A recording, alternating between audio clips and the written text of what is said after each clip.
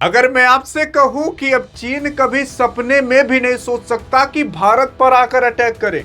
अरे क्योंकि भारत ने जो षड्यंत्र और जो चाल अभी शतरंज में चली है, अरे चीन की गर्दन धड़ से अलग हो चुकी है। अरे चीन हर जगह से चेकमेट हो चुका है। सवाल ये उठता है कि आखिरकार भारत ने कर क्या दिया, और उसी के साथ साथ अब चीन क्यों बौखला उठा है और कैसे चीन अब चारों तरफ से घिर उठा है। अरे जब अभी आपको एक एक करके पता चलेगा कि कौन कौन से डीलें भारत कहां कहां जाकर साइन किया, तो आप खुद बौखला जाओगे और कहोगे कि बाप रे बाप, ये क्या कर दिया भारत ने। और चीन अब हर जगह से फंस चुका है। और क्या भारत चीन से भी आगे हो सकता है? हाँ, ये बहुत बड़ी बात है कि क्या भारत चीन से आगे हो सकता है। ये चीज अब हो सकती है यार। अगर आप देखने की कोशिश करोगे तो ये है वर्ल्ड मैप, जहां पर भारत आपको यहां पर दिखाई देगा, चाइना आपको यहां पर दिखाई देगा। देखो यार, अगर आपको डरना है किसी भी दुश्मन से, तो आप डरिए केवल चीन से, पाकिस्तान से भी नहीं।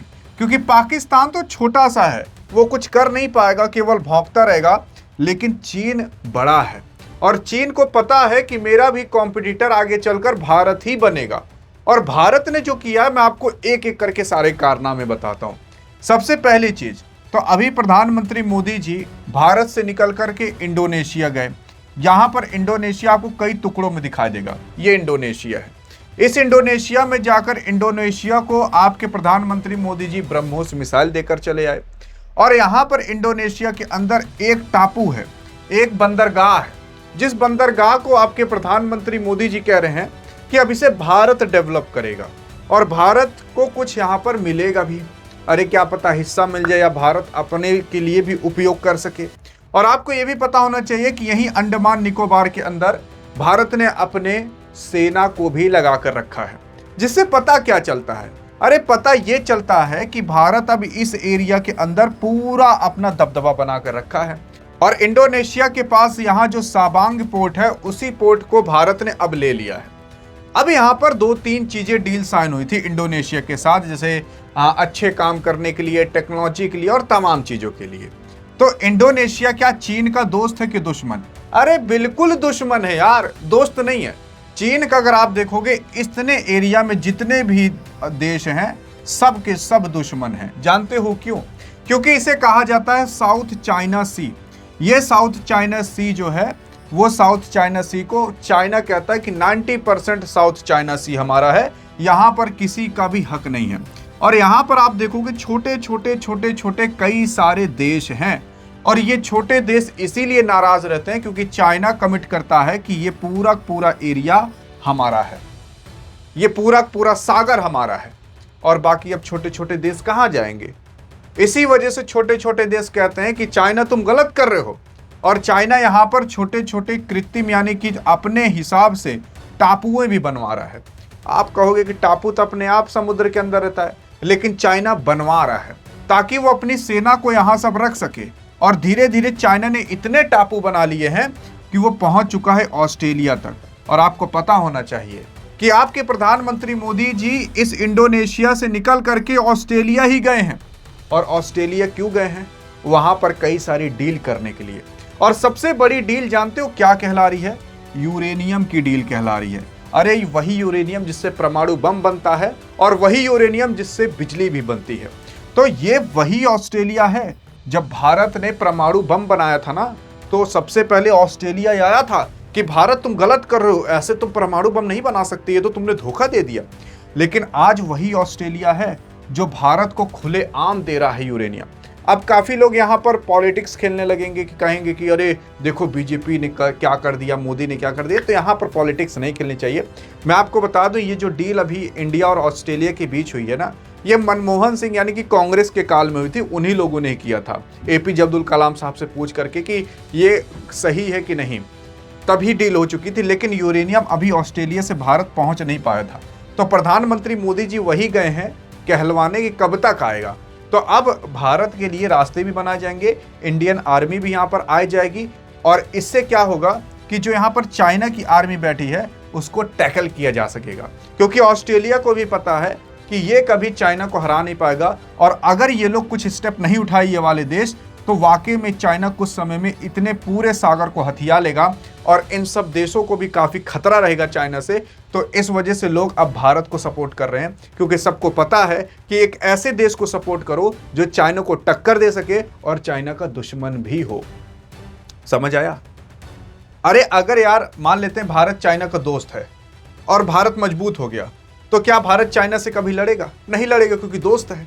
लेकिन भारत चाइना दुश्मन है, तो इसीलिए ये सारे के सारे देश भारत को सपोर्ट कर रहे हैं, क्योंकि यहाँ पर चाइना साउथ चाइना सी को हथियाना चाहता है। और इसी वजह से सब लोग कह रहे हैं कि भारत बचा लो यार, बचा लो, तुम्हें क्या चाहिए, हम सब कुछ दे रहे हैं। और इसीलिए ऑस्ट्रेलिया भी अब भारत को यूरेनियम देने को तैयार है और कई सारी टेक्नोलॉजी देने को तैयार है। और केवल यही नहीं, असल में यहाँ जो जापान आपको दिख रहा है, अरे ये जापान और चाइना बहुत कट्टर दुश्मन है बहुत समय पहले से।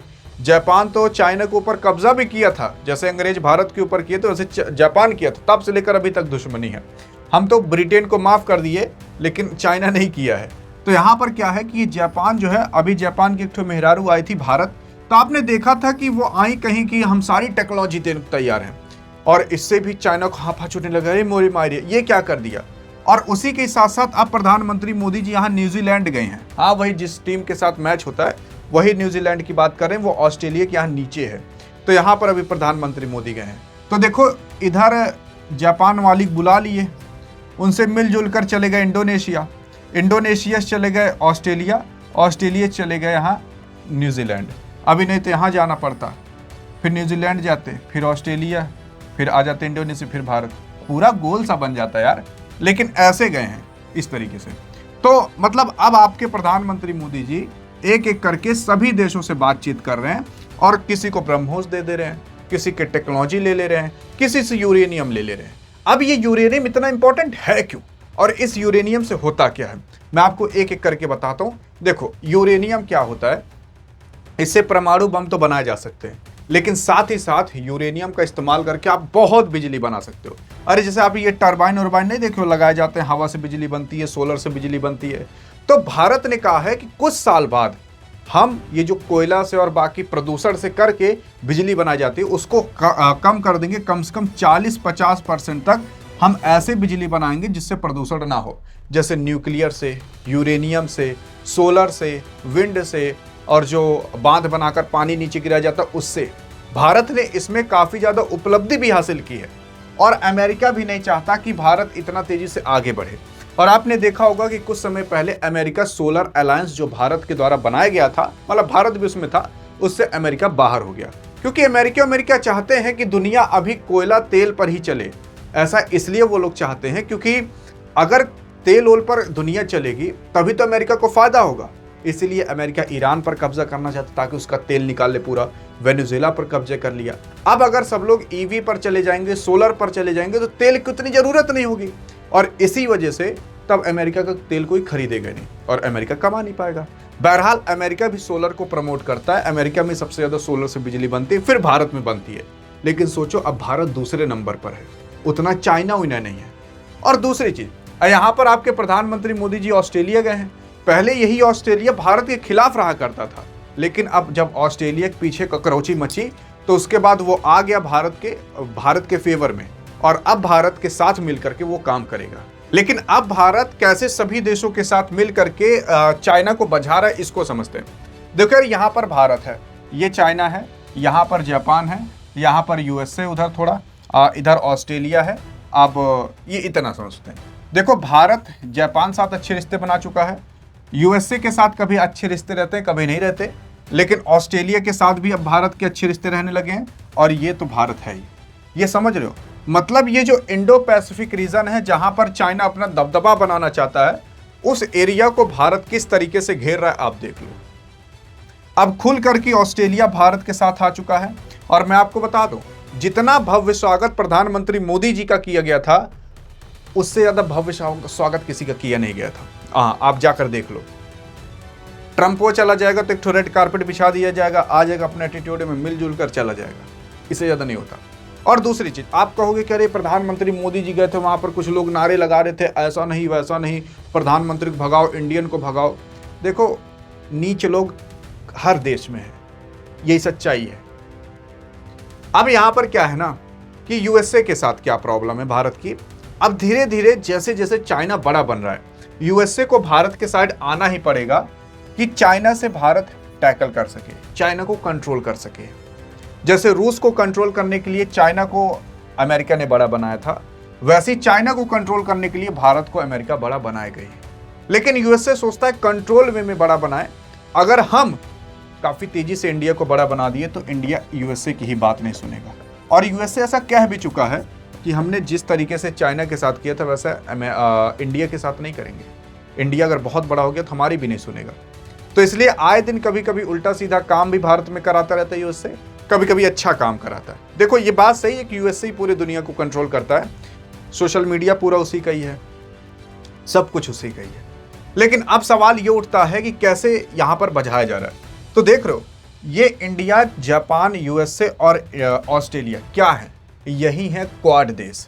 क्वाड देश के अंदर 4 देश हैं, अमेरिका है, जापान है, इंडिया है, ऑस्ट्रेलिया है। और इन सभी क्वाड देशों के साथ भारत ने किस तरीके से अच्छे रिश्ते कर लिए हैं वो आपको साफ दिख रहा है।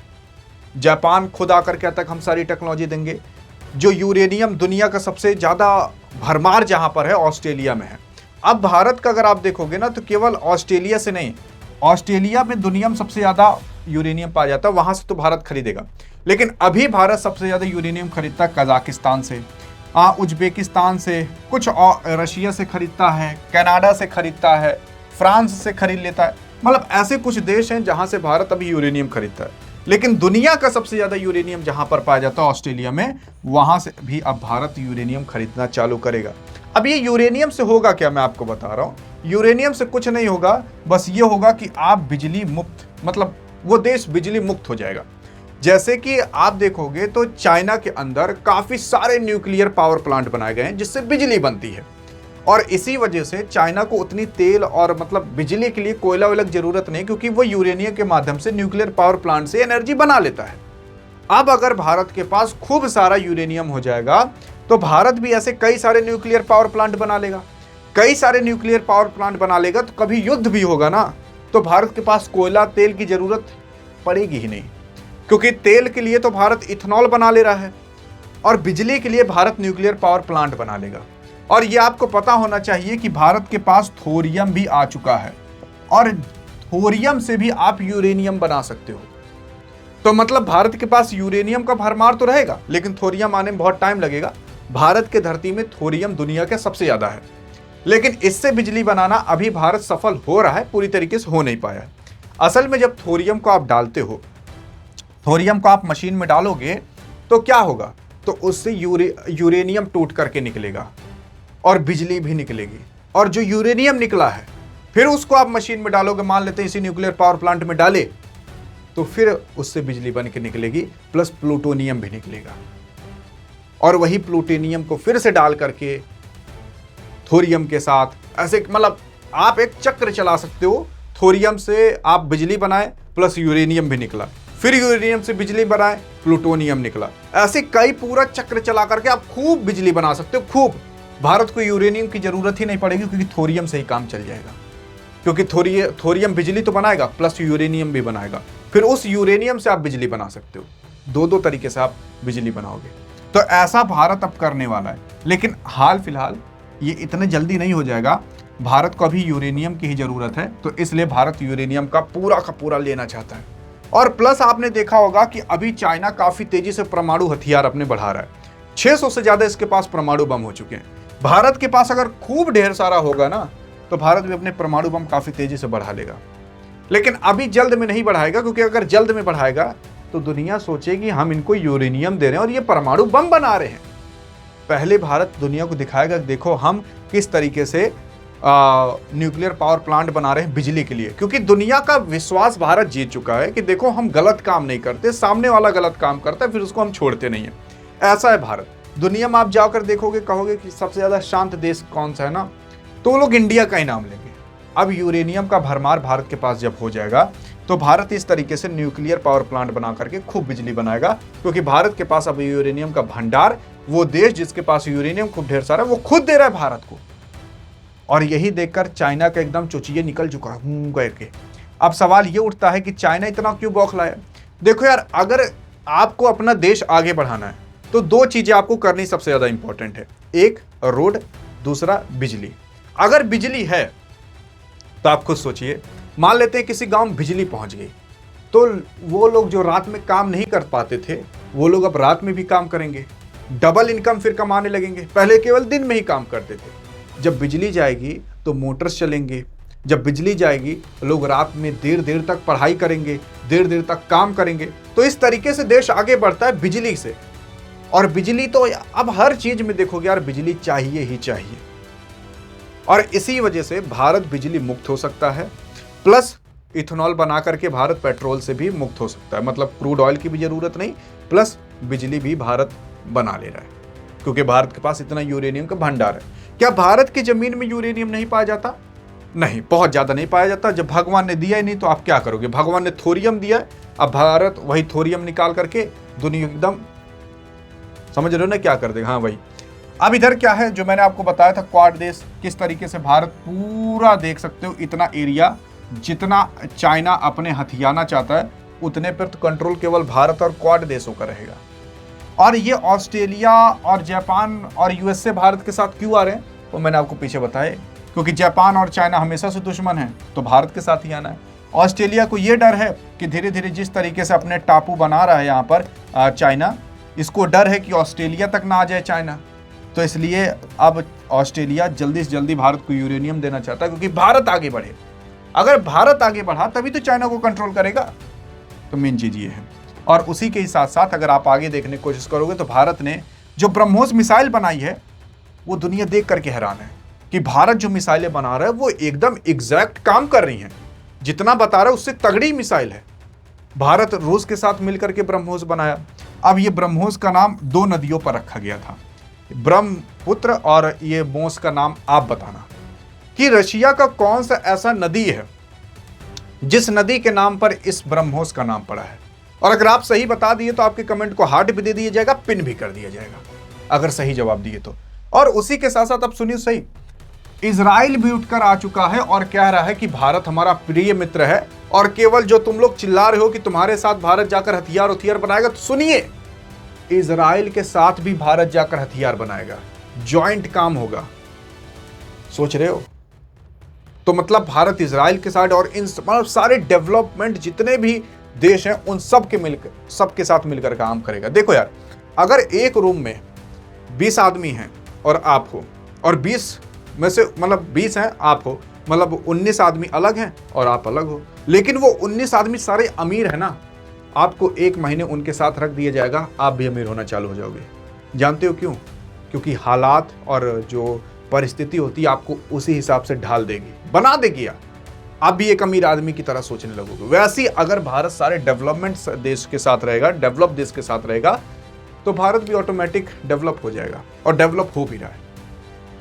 अब इंडिया पॉलिटिक्स के अंदर क्या चल रहा है वो बात की बात है, लेकिन अब वर्ल्ड में क्या भारत चला रहा है वो तगड़ा है। बाकी अब आप क्या कहना चाहोगे भारत के इस रवैये पर, देखते हैं आपकी क्या राय है। अधिक जानकारी चाहिए तो इस वीडियो में मिलते हैं, तब तक के लिए जय हिंद जय भारत।